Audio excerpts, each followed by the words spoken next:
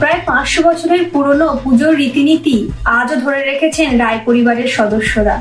দুর্গাপুজোর পাশাপাশি দুধকমল নামে মহাদেবেরও পুজো হয়।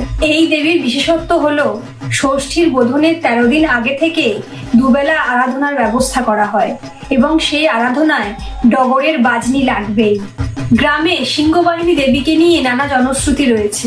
মায়ের আবির্ভাব কাল নিয়েও মানুষের মধ্যে কৌতূহলের শেষ নেই। কিভাবে এই পুজোর সূচনা হলো?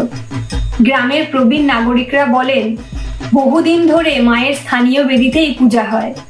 এই বেদির নিচে সিংহবাহিনী মায়ের মূর্তি রয়েছে, তাই বেদি বা মাটির মন্দিরের কোনো পরিবর্তন করা যায়নি। কোন সময় কি কারণে মায়ের মূর্তি মাটির নিচে লুকানো ছিল সেই নিয়ে সাধারণ মানুষের মধ্যে আজও প্রচুর কৌতূহল রয়ে গিয়েছে। রায় পরিবারের সদস্য বলেন, 5 শতাধিক বছরের এই পুরনো পুজোয় নিয়ম রীতির কোনো পরিবর্তন আজও করা হয়নি। বলতে পারবেন কোথায় করা হয় এই পুজো?